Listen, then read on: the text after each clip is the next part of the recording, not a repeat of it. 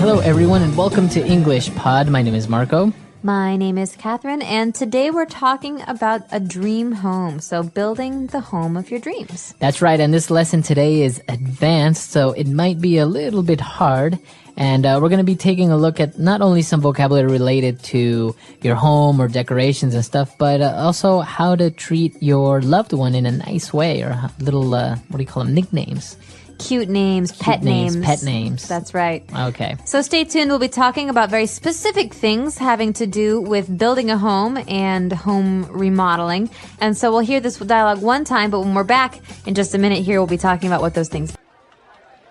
Mr. and Mrs. Robinson, let's get straight to it. You have saved up your money for years and are now ready to build your dream home. What did you have in mind? A suburban bungalow straight out of the 60s. A perfect lawn with minimal landscaping, a brick patio in the backyard with an old-fashioned grill, quaint lawn furniture, and a swimming pool. A 2-car carport, pastel siding, and a gable roof, completed with white shutters and a white picket fence. Honey? In the living room, we would have moss green rugs and a fireplace with a stone mantel and wood paneling on the walls. In the kitchen, the cupboards would be a pale yellow, and we would have a turquoise metal oven and vinyl flooring. Sweetie, but I was thinking of more a modern style house, an open concept house, all glass, wood, metal, and concrete. But sweetums, there's always a lot of wasted space in those kinds of homes. Besides, it's just a fad. It doesn't have the homey feeling the old homes do. Sweetie Pie, it's not a lot of wasted space. It is relaxing, and the house would be eco-friendly with an in-floor heating system and designed to retain the heat of the sun in the winter and keep the house cool in the summer. We would have solar panels on the roof. Do you know how much those things cost? What about your vintage furniture, dearest? And instead of a lawn, which is also a lot of wasted space and would require environmentally harmful pesticides, we would have a fish pond in the backyard and a garden that would cover the whole yard so we could grow our own food. But Buttercup, I thought you always said that you loved visiting your grandmother's house. And I thought you, Mr. Scientist, were all up on saving the planet with your technological advancements. Well, I am just going to get some coffee while you two keep discussing. All right, we're back. So apparently the couple can't seem to agree. He wants something different than what she does, and in the end, I think they were a little bit irritated with each other. Doesn't this always happen, though? I mean, my dream home is probably not your dream home. I don't know. It's weird. But, I mean, you would probably have to, I don't know, compensate somehow or well, that's the beauty of compromise. I think you can go back and forth, but with your loved one or your spouse, you have to make some decisions about what you want and what they want. All you need to do is give a guy his own room in which he can decorate and do whatever he wants with it. That's all you need. No, not me, just any guy. Just, you want to decorate the house in any way you want, fine, but just give us one room, like 5 meters by 5 meters, where we can put anything we want. A beer cooler, a TV, a PS3, a sound system, and a couple guitars. Yeah, probably. Yeah. That's no. You described it. I've been to your house. I know. Anyway, we've got a lot of great words here in language takeaways, so let's take a peek at some of those. Language takeaway. All right, so the first word that we have, or it's actually a concept, minimal landscaping. Okay, so minimal is a style, minimalist actually, and minimal landscaping is this kind of style of, well, designing your lawn or your garden. Okay. So minimal means not having adornments or decorations. Okay, so it's kind of like the less is more type thing. Exactly. So minimal architecture could be very simple, lots of clean lines, not much decoration. It's the opposite of something that's baroque and highly ornamented. Yeah, no, I don't like that. I'm into minimal. All right, minimalist. Anyways, we have minimal landscaping. And well, he's talking about his patio and an old-fashioned grill. And he said quaint lawn furniture. Quaint is sometimes, well, it's usually kind of a bad thing. We say something is quaint in the way of saying that it's cute, but we don't really like it because it's maybe old-fashioned or, kind of old style. Mm-hmm. So, isn't that quaint? It's something that people from the city often say about people in the country, at least in America. So, Oh, because, I went to school on the East Coast and I'm from the Midwest. So people on the East Coast would say, oh, your house is so quaint. It's, small and cute and old fashioned. Right. Because they live in a big, fancy New York apartment or whatever. So quaint is usually something that's not the nicest. So he's looking for some lawn furniture that's not like plastic or new. It's more like old fashioned, maybe wood, right? Right, and kind of traditional and not fancy. Okay. It's kind of simple. Mm-hmm. Now he's also talking about the house, and he wants a 2-car carport, pastel siding, and a gable roof. So now we know what a roof is, but what is a gable roof? A gable is a thing, right? And it's almost like an extension of the roof in certain parts. For example, on a traditional Cape Cod style house, you have windows in the front that they're not a part of the roof. They're an extension. They're kind of like come out. popping out like eyes. Exactly. They're coming out like eyes. And so the roof, obviously you need a roof on top of those windows. So that kind of roof, that little extension, that's called a gable. Okay. And so there's a wonderful book that's famous in American history called The House of Seven Gables. That means that on this roof of the house, there are 7 different parts that come out. 7 gables. It's very unique. Those houses usually look a little bit scary. They do. Victorian and imposing. All right. So you have a gable roof. Now you have shutters and a white picket fence. This is typical. Everyone talks about a white picket fence around their house. That's right. There was even a TV show in America years ago called Picket Fences. Really? And I think a picket fence is kind of this ideal in American culture about having your own home in the suburbs and having your own space. And so around your yard, around your garden, you have this white picket fence. And so a picket is I think the pointed part. So a picket fence is thin pieces of wood that stand in the ground and are connected to protect your property from other people coming inside. Okay. So that's a white picket fence. You'll hear it all the time. Usually in movies or in TV shows, they talk about having their own little house with their dog and a white picket fence. Exactly. 2 kids, 2 cars. And a white picket fence. All right. So now the woman argued that she wanted something a little bit more modern. And, the guy said, you know what, that's, it's just wasted space. And those types of homes are just a fad. A fad. So a fad is something that is passing. It's something that's popular for a short time, but then it goes away. It's not popular anymore. Right. So, for example, I think for a while, remember those shoes? They used to have little red lights in the back in the heel. Oh yeah, LA Lights. LA Lights. That's right. Those were a fad. It Absolutely. was really popular for like a year. Everyone had them, everyone wore them, and then they just went away. One of my favorite fads of the 1980s were those shirts that would change color if the room temperature changed color. So if you go outside and it's hot, they would become bright pink. But if you're in a cold room, they would go blue and green. It was really fun, but they're definitely out of fashion these days. I don't think they wear them anymore. So that's a fad. That's something that's temporary. It's popular for a while. So he called her house a fad, and she says, well, what about your house? All this vintage furniture. What's vintage? Vintage, well, some people think that vintage is a fad. A lot of people really enjoy buying vintage furniture or vintage clothing. Vintage means old. Old. So it's a nice way of saying old, or like a nice or cool way of saying old. Yeah, so it's almost like, for example, right now, 1940s and 50s clothes are very popular. A lot of girls are into this kind of style, so it's called, vintage clothing because it's not from today's styles. It's an old style.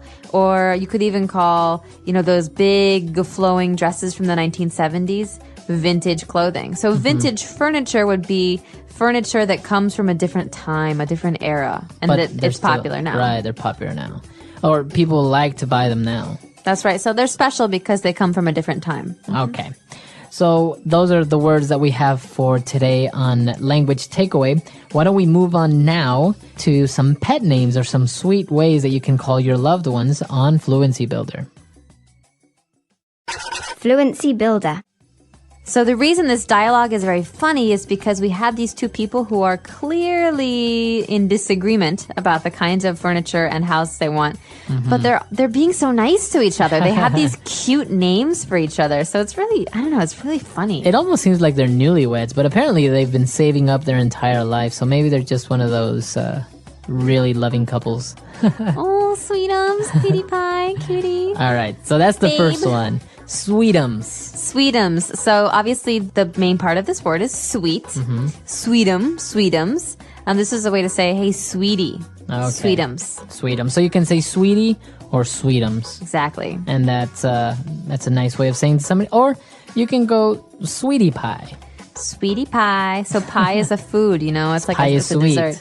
It's the sweet. So sweetie pie. Or you could say honey pie. Honey pie, sweetie pie. So these are all cute. And the nice thing about these kind of pet names, these cute names, is you can change them if you want. And they're yours. So you could say, honey pie, sugar bun. They're silly, but there's no real rule. But these are the most common. Right. Sweetums and sweetie pie. Okay. Now, moving on to something a little bit maybe more formal. Dearest. This makes me think of my grandparents. Oh, really? Dearest. So dearest comes from dear. Dearest is the most dear. So someone who's the most important to you. Okay. And so you could say mummy dearest, mother dearest. Oh, really? You heard that somewhere? Oh, yeah. Do people call that their mothers like mother dearest? Mother dearest. No, it's very 1930s. I'm so arrogant. It is. Well, it's an old time thing. It's not. We do not say this anymore. But you can say, dearest, would you mind moving the car, please? I like the accent you put, kind of like English. All right, and the last one, buttercup. This is really popular. This is really popular, and you've heard this in a song before. You want to sing the song? No, you sing the song. Why do you build me up? Buttercup, baby. Yeah. Okay, so that was in a lot of movies. The word is buttercup. Buttercup. Also in the movie The Princess Bride was the character Princess Buttercup. And so this is a sweet, obviously a sweet thing. I think a buttercup is a flower. Oh, really?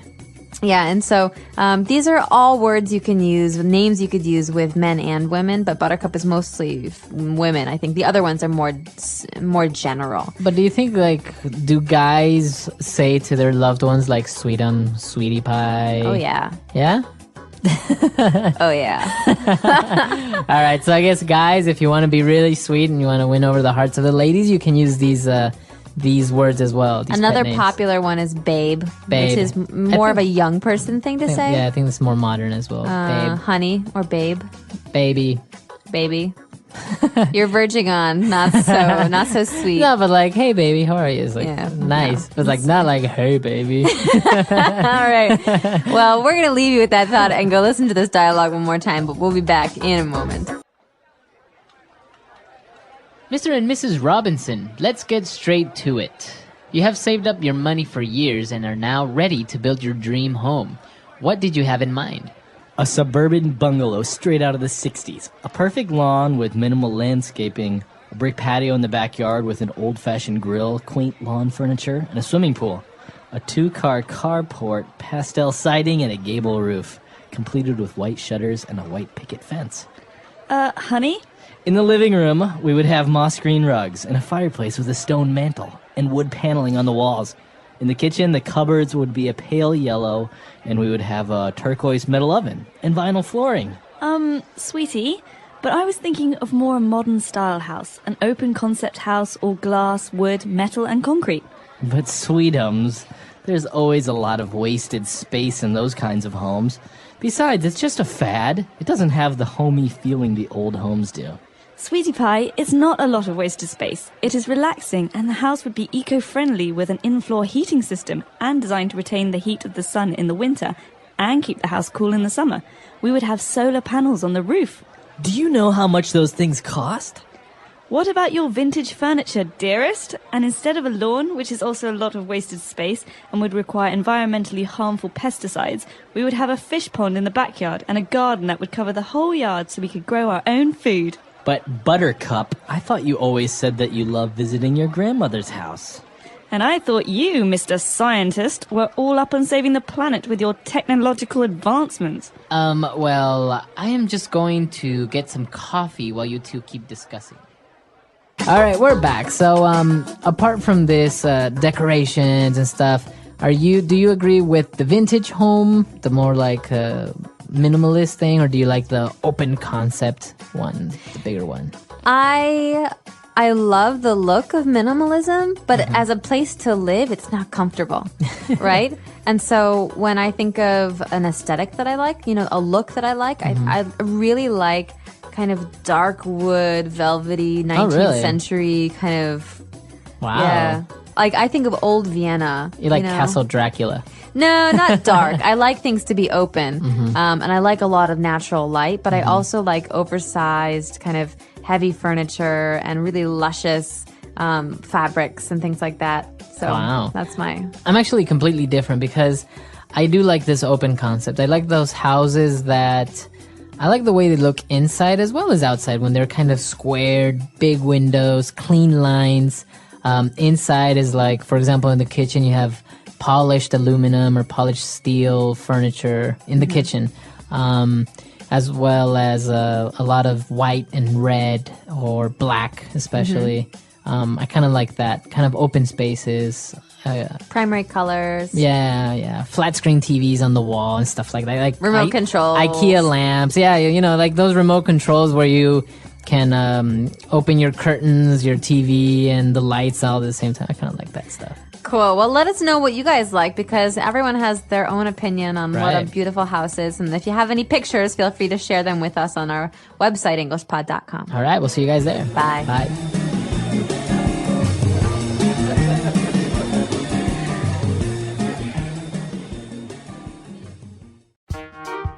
The English Pod Audio Review. Listen to the meaning, then say the vocabulary word. Something you really want to do. Dream. Place where a person lives. Home.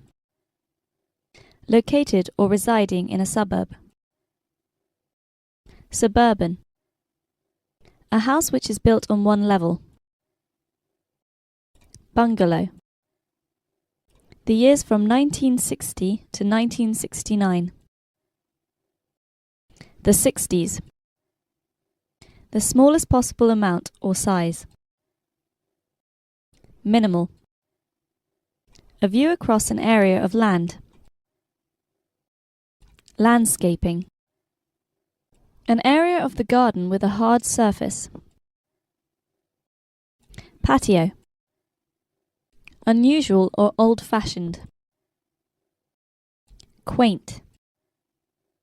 A place where you park your car. Carport. A kind of dry colour in sticks. Pastel. Material attached to the outside of a building. Siding. The triangular upper part of a wall. Gable. The top of a building. Roof. Covers unfold in front of a window. Shutter. The shelf above a fireplace. Mantel. Sheets of wood fit into a frame to form a wall. Panelling. A bluish-green precious stone. Turquoise. Firm plastic which can be bent. Vinyl. Used as a term of endearment. Sweetums. Fashion. Fad. Having a feeling of home, comfortable. Homey. Used as a term of endearment. Sweetie pie. Not harmful to the environment. Eco-friendly. Installed in the floor. In floor. A system for keeping rooms warm. Heating. To keep or keep possession. Retain.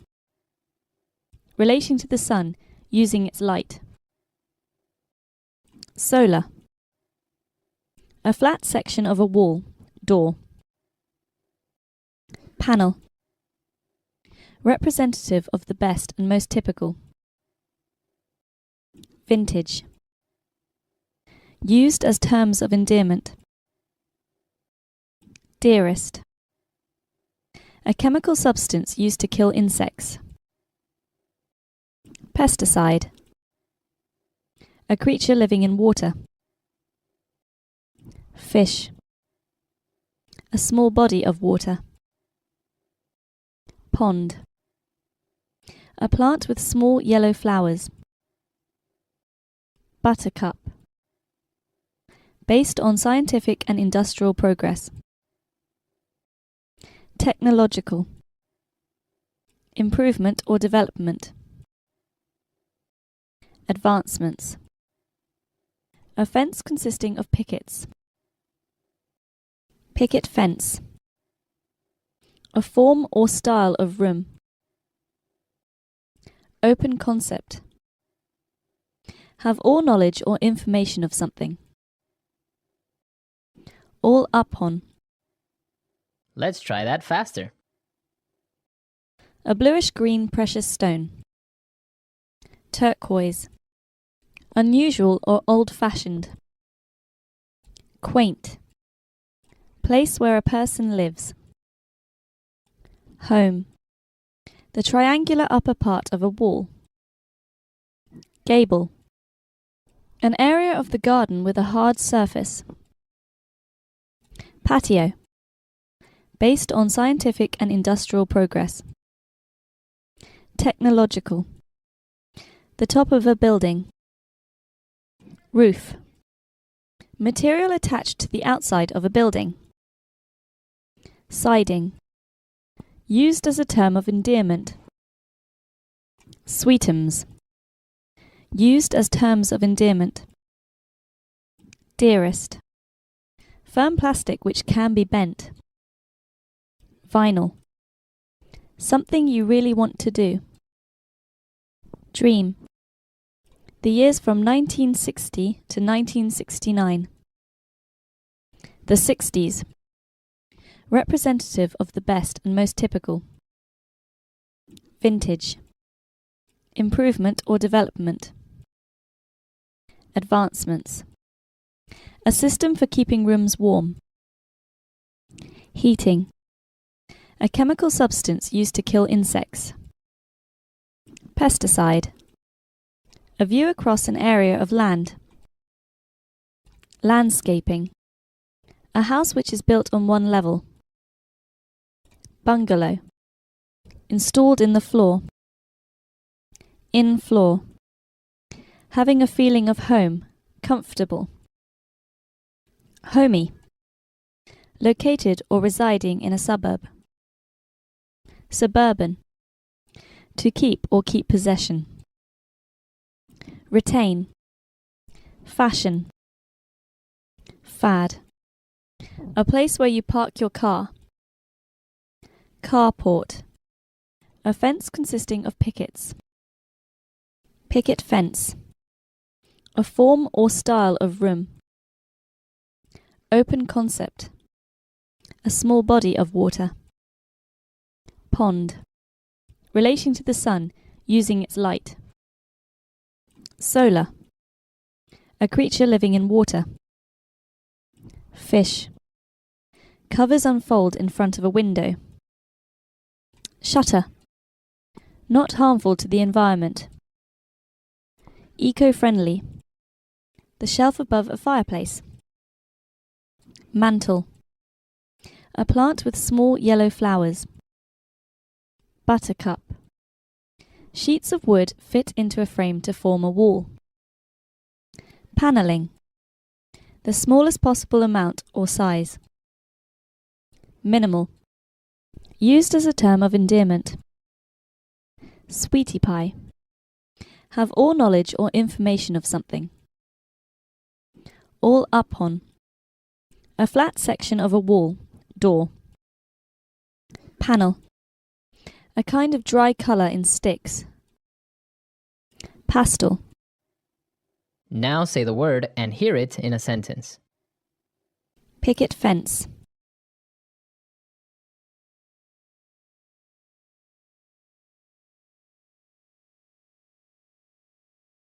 The only thing holding in the cattle is the old wooden picket fence, so it's no wonder that the bull so easily charged through it and escaped.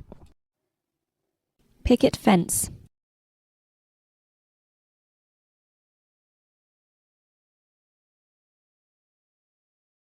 In her daydreams, she always imagined herself newly married and living in a house with a white picket fence in a picturesque countryside.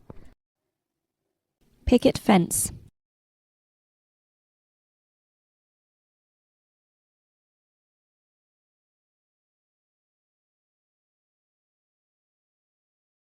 My mother grew up in a neighborhood where everyone's yard was enclosed by a picket fence.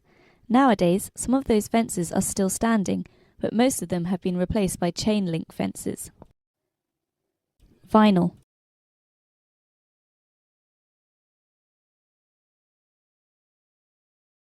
When my family renovated our kitchen, we took up the old vinyl flooring and put down a hardwood floor. Vinyl.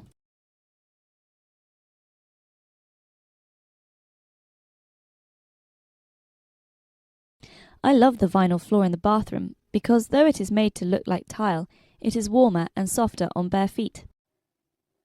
Vinyl.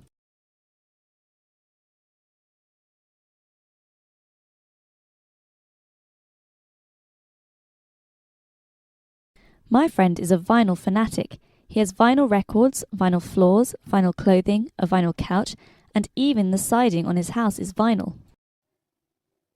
Open concept.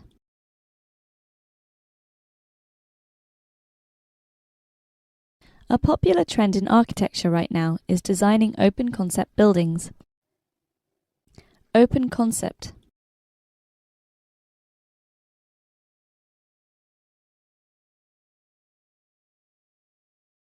Open concept homes are spacious and bright, but the effect is only truly achieved when the decor is consistent between the adjoining rooms.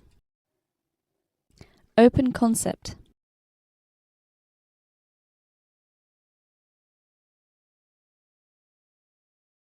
The open concept and soothing colours of the hotel lobby took my breath away as I walked through the revolving door. Eco-friendly.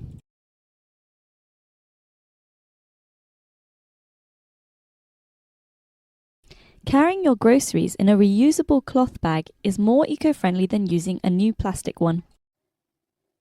Eco-friendly.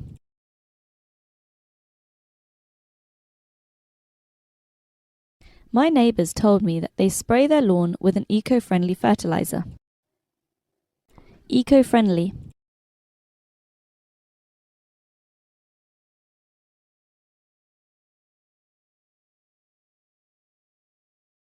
It seems that more and more businesses are becoming concerned about protecting the environment and are using their eco-friendly practices and values as a key point in their advertisements. All up on. A friend of mine is all up on the latest trends in fashion. All up on.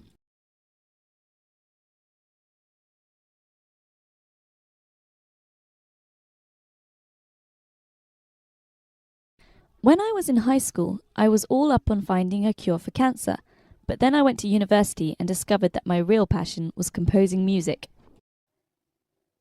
All up on.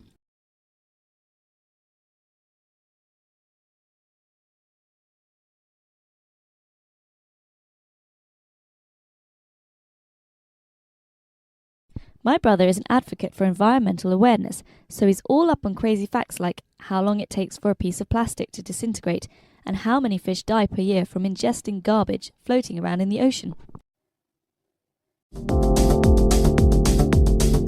Hello everyone and welcome to English Pod. My name is Marco. My name is Catherine, and today we have an elementary level lesson for you.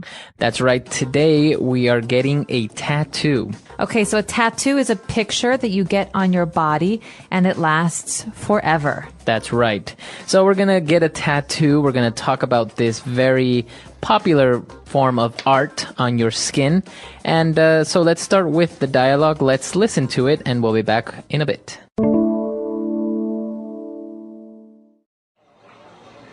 I have made up my mind. I'm getting a tattoo. Really? Are you sure? Yeah, why not? They're trendy and look great. I want to get a dragon on my arm or maybe a tiger on my back. Yeah, but it's something that you'll have forever. They use indelible ink that can only be removed with laser treatment. On top of all of that, I've heard it hurts a lot. Really? Of course. They use this machine with a needle that pokes your skin and inserts the ink. Oh, I didn't know that. I thought they just painted on your skin or something. I think you should reconsider and do some more research about tattoos. Also, find out where the nearest tattoo parlor is and make sure they use sterilized needles and the place is hygienic. Maybe I should just get a tongue piercing. Ew. All right, we're back. So now let's take a look at 5 keywords that we've picked out for you on Language Takeaway. Language takeaway. So the first phrase that we have here on Language Takeaway is indelible ink. That's right. When you get a tattoo, they draw it on your skin with indelible ink. Okay, well, ink is what you find in a pen. So when you write with ink. And this is something that you can also paint with. But in this case, we're talking about indelible inks. That means it's going to be permanent in your skin. So something that is indelible means that you cannot delete or erase. That's right. You can't take it away. Okay, indelible ink. Or sometimes people just say permanent ink. That's right. Okay, so obviously if you get a tattoo with indelible ink, it is if you want to get it removed, now you can with laser treatment. Okay, so laser treatment uses this very strong light to burn the ink out of your skin, and it is something that you actually have to go and do many, many times to get the tattoo removed. I've also heard that it's very painful. Yeah, I've heard that it hurts a lot, more than getting the tattoo. Right, so laser removal or laser treatment is something that you do when you want to take a tattoo off your body.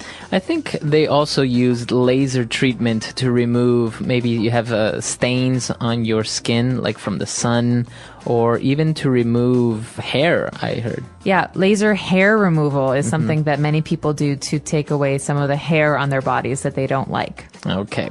So obviously because tattoos are forever, this friend is asking this other person to reconsider and do some more research about tattoos.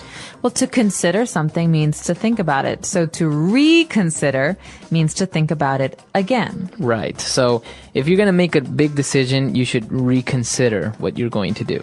For example, I really want to have a hamburger for dinner, but maybe I should reconsider because hamburgers aren't very healthy. Maybe I should decide on a salad or something. Very good. Okay.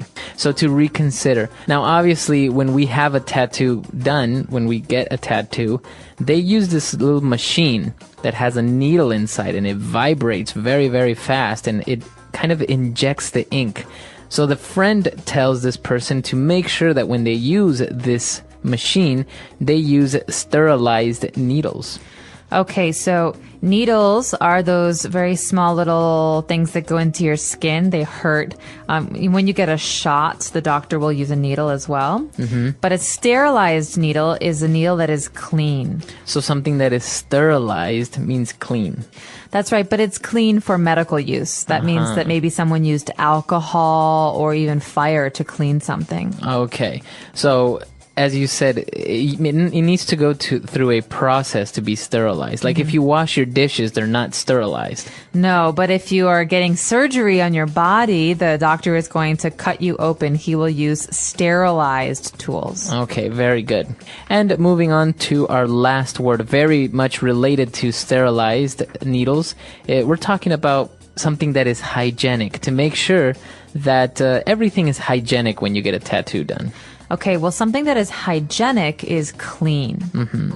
So if you have a baby, you want to make sure that the room that the baby is in is very hygienic. So you clean it very often. Maybe you use some sterilizer to clean the different surfaces and things like that, because babies can get sick easily. That's right. Okay, very good. So we've taken a look at 5 keywords there. Why don't we listen to our dialogue again? We can review what we've just learned, and we'll be back in a little bit with Fluency Builder.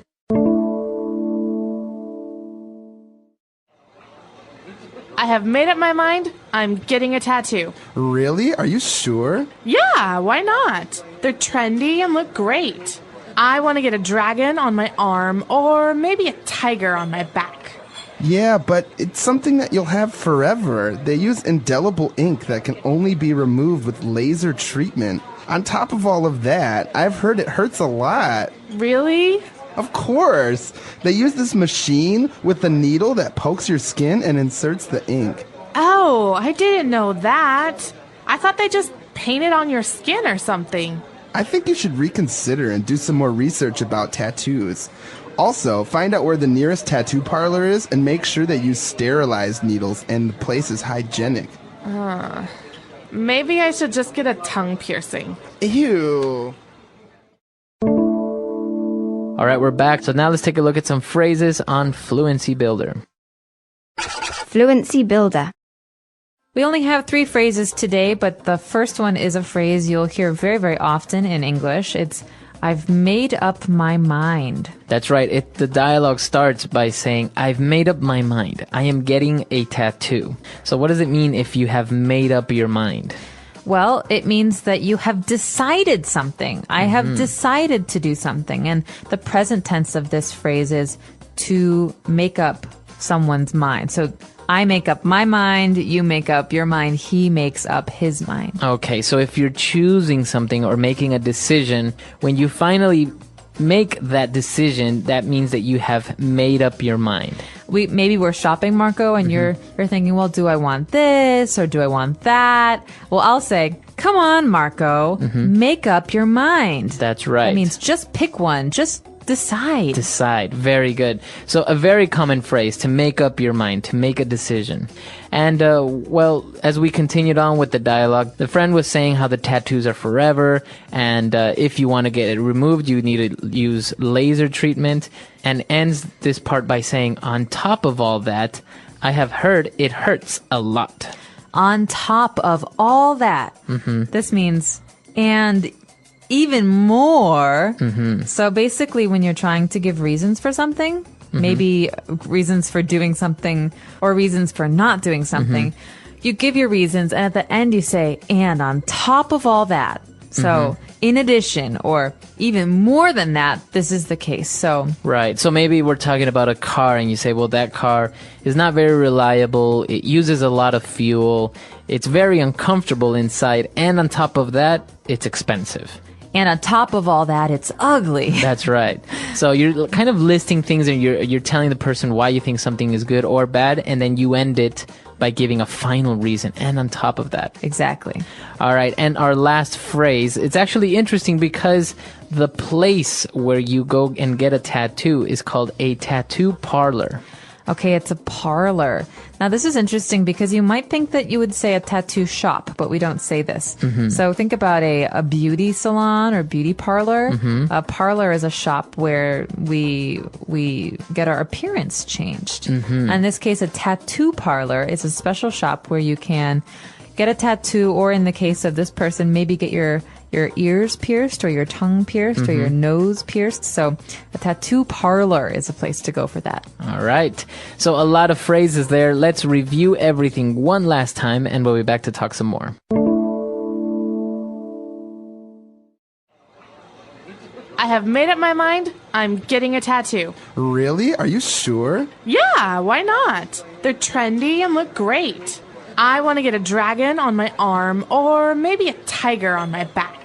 Yeah, but it's something that you'll have forever. They use indelible ink that can only be removed with laser treatment. On top of all of that, I've heard it hurts a lot. Really? Of course. They use this machine with a needle that pokes your skin and inserts the ink. Oh, I didn't know that. I thought they just painted on your skin or something. I think you should reconsider and do some more research about tattoos. Also, find out where the nearest tattoo parlor is and make sure that you sterilize needles and the place is hygienic. Maybe I should just get a tongue piercing. Ew. So talking about tattoos and also piercings, a very popular thing nowadays, especially we didn't touch on the piercing aspect of the dialogue.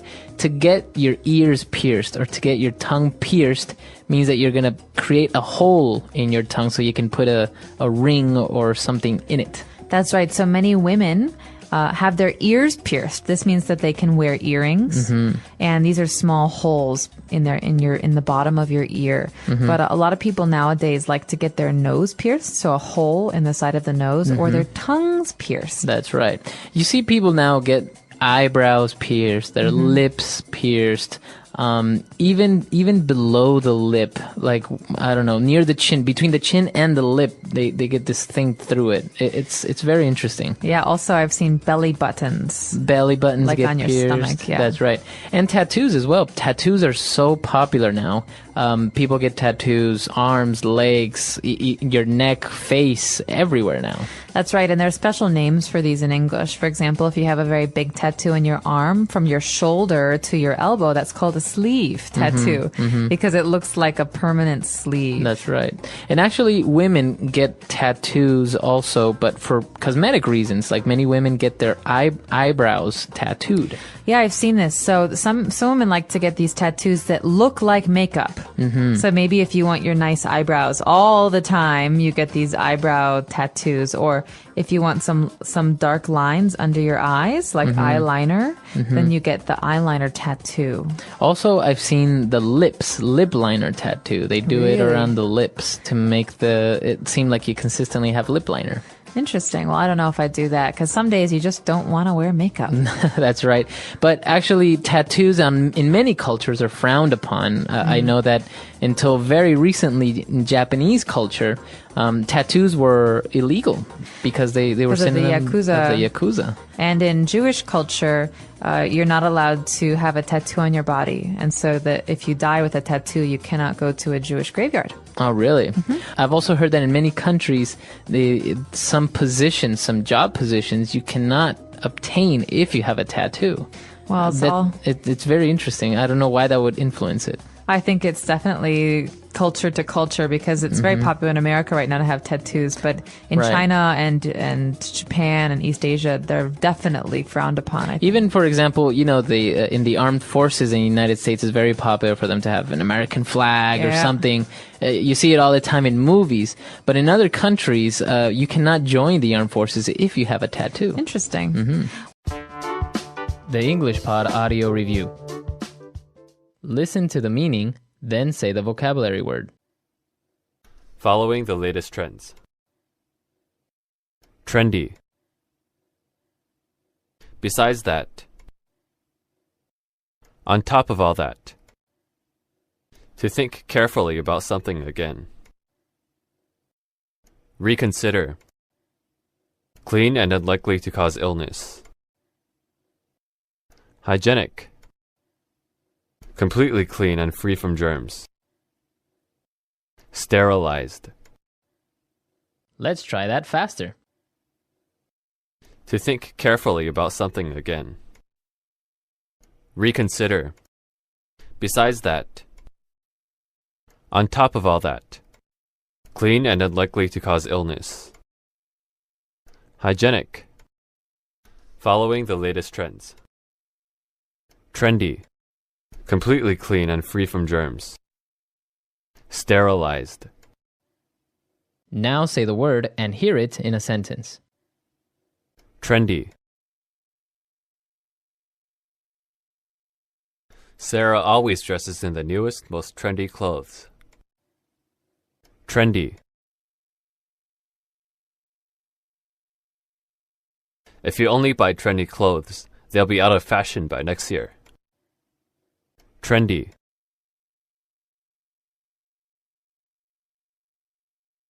My grandpa isn't trendy, but he dresses in a way that's fashionable and classic. On top of all that.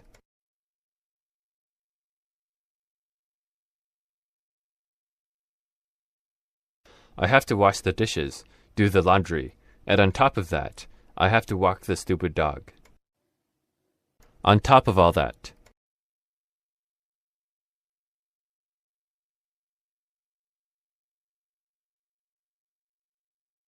My boss gave me a report to read, a presentation to finish, and on top of that, he said that the deadline for my project is Thursday. On top of all that.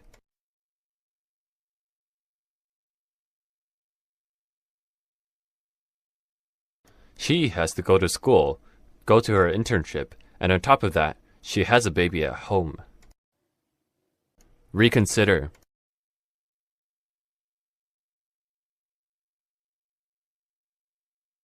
I really wanted a BMW, but after looking at the price tag, I might have to reconsider. Reconsider.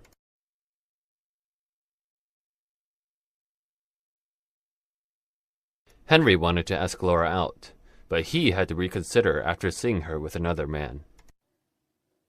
Reconsider.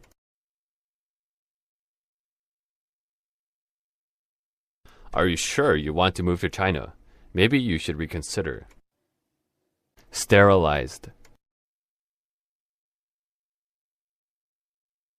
The needles at the doctor's office are all sterilized. Sterilized. You'll need to sterilize that cup before you give it to the baby.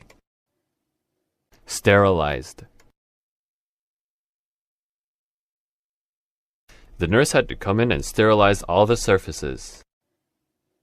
Hygienic. I like to live in a clean, hygienic environment. Hygienic.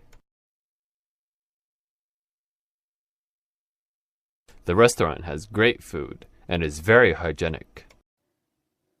Hygienic. He's a great guy, but he's not very neat or hygienic. In today's story, we'll uncover 5 powerful lessons about managing money. Lessons you might not learn in school but are crucial for achieving financial success. As we dive into Sam's journey, we'll also learn some new words and see how to use them in sentences. This will help us practice English in a fun and easy way. So, stay with us till the end. Once upon a time, in a bustling little town, there lived a 27-year-old man named Sam.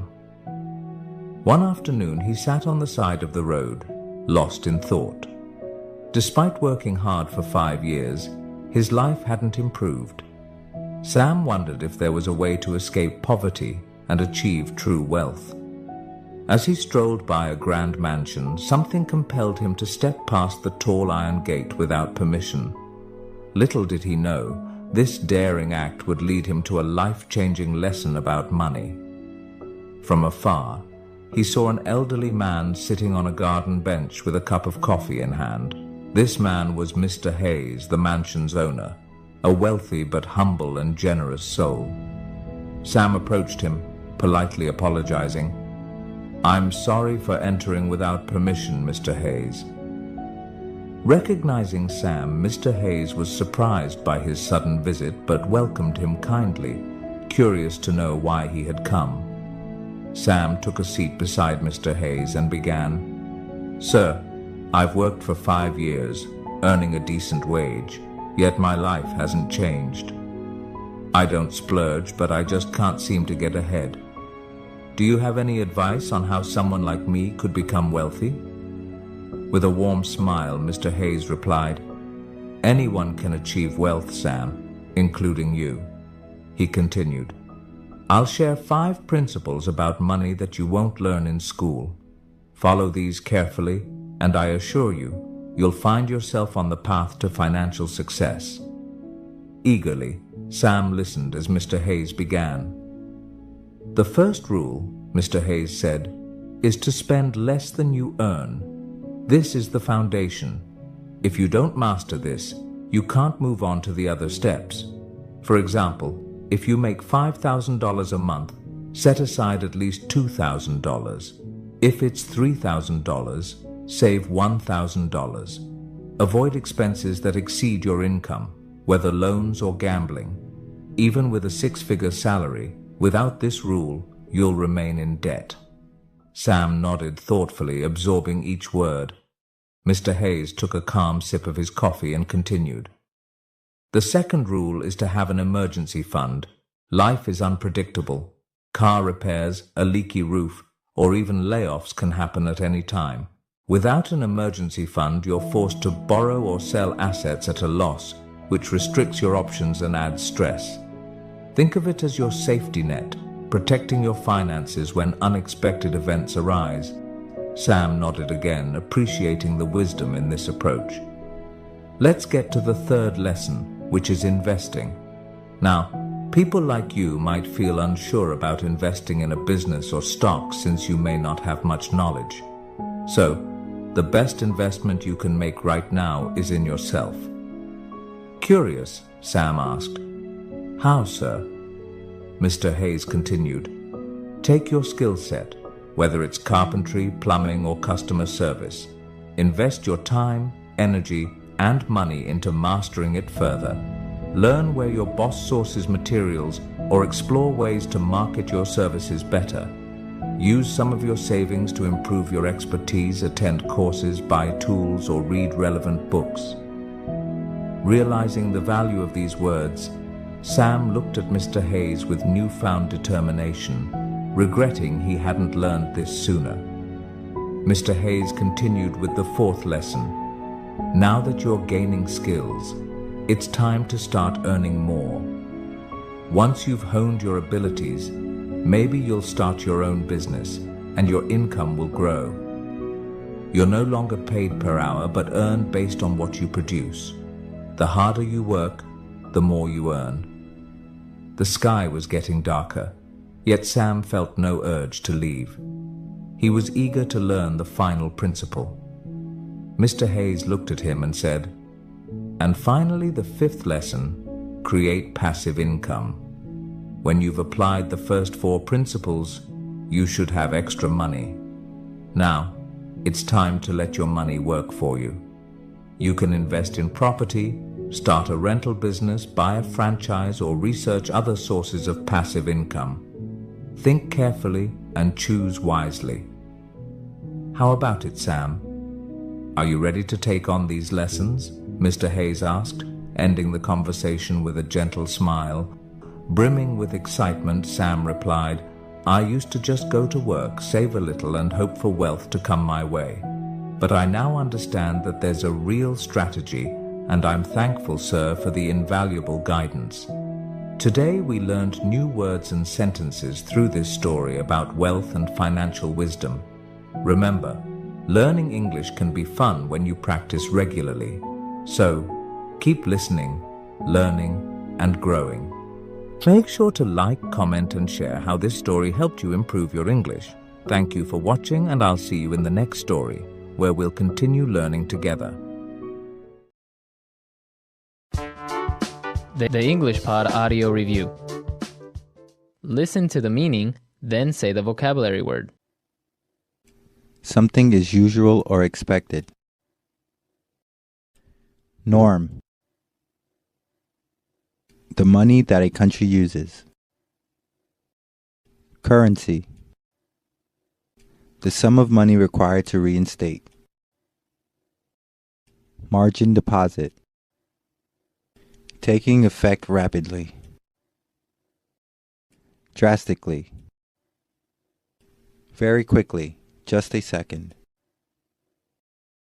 Split second. An offer to pay a particular amount of money. Bid. Let's try that faster. The sum of money required to reinstate. Margin deposit. Something is usual or expected. Norm. Very quickly, just a second. Split second. An offer to pay a particular amount of money. Bid. Taking effect rapidly. Drastically.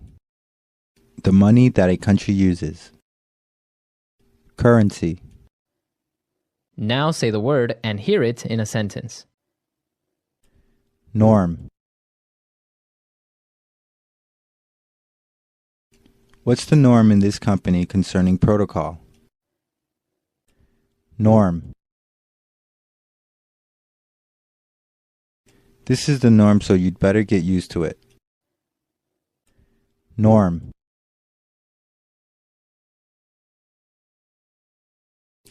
Delivery, McDonald's, and street vendors are the norms around here. Currency.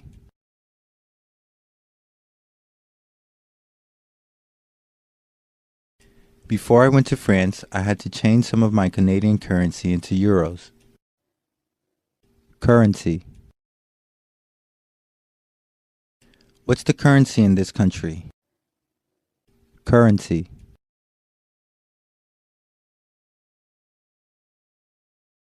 My country's currency is worth next to nothing in USD. Margin deposit.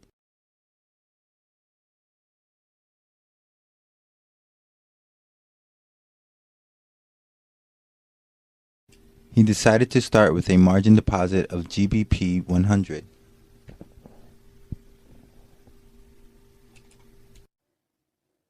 Margin deposit.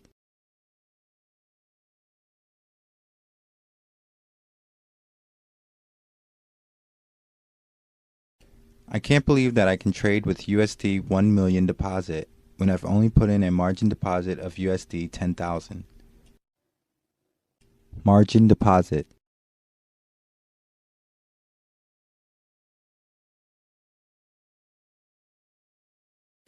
One has to be careful with trading using a margin deposit because the risk of losing more money than one has are high. Split second.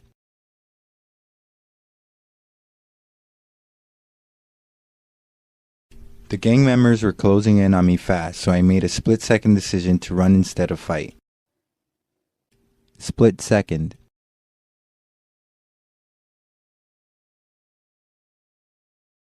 My heart pounded as I made a split-second decision and took hold of her hand. Split second.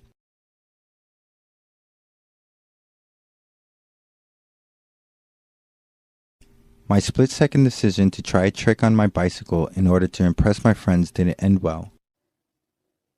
Bid.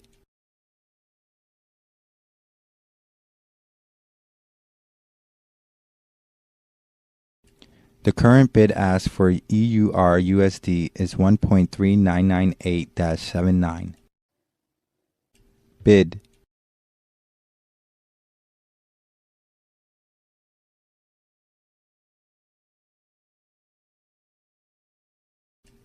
I bought euros at an ask of $1.4235 and sold British pounds at a bid of $1.5001.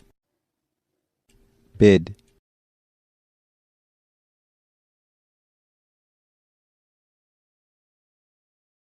The bid for Japanese yen and the ask for Hong Kong dollars are really good right now if you trade in US currency.